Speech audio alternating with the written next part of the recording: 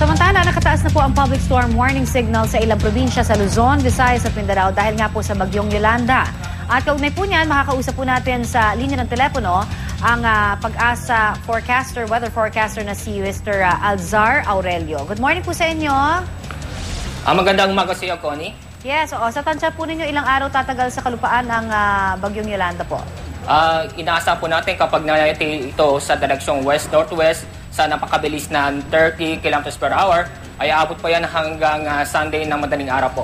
Malalaman ho ba natin kung ano ho ba yung mas malakas, no? Yung ulan ba o yung hangin dito po kay Super Typhoon Yolanda?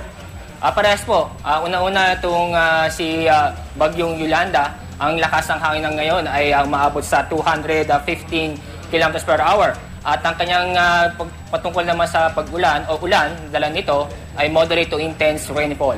Ang estimated po ng dami ng ulan, ng dala ng bagyong ito ay mula 10 hanggang 30 mm kada oras. Medyo matagal na rin ho sa pagkakaalala ko, no, na nakaranas tayo ng pwedeng maging signal number 4 na super typhoon. Ano ho yung bagyo na maaari nating maikumpara kaya dito kay Yolanda in terms of yung lakas ng hangin ng bagyong ito at nung ulan? Ang aking naalala ito si Bagyong Juan, yung 2010 na tumama sa bandang, doon nakakamli sa bandang Isabela. So anong inaasa nating epekto nito kapag itong bagyong si Yolanda ay talagang lahat ng puno ay babagsakan at isang sample dyan ay itong tricycle kanyang patumbahin.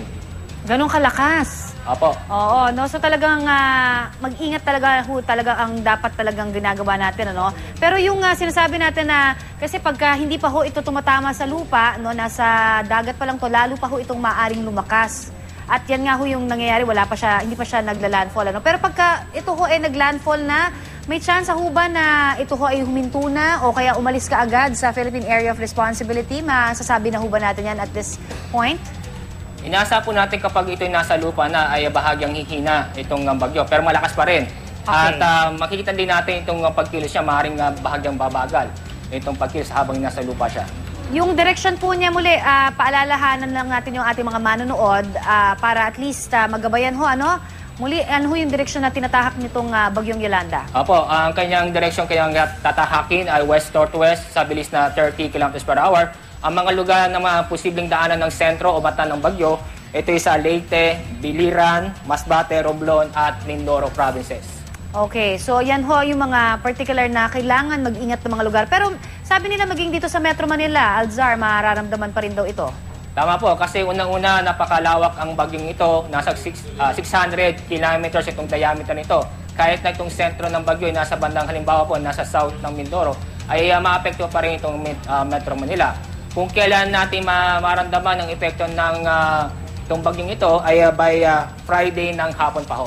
Friday ng hapon. May labang tsansa na lumihis ito kaya? Wala na po chance ng lumihis dahil unang-una nag-westward dito at talagang tutumbagin itong kalupaan, lalo po itong Samar Leyte province. Ang inaasahan pa rin magla-landfall at maaari po bukas ng umaga between 9 to 10 ng umaga ay tatama ito sa Samar Leyte area. Pero wala naman tayong iba pang binabantayang sama ng panahon bukod dito kay Yolanda.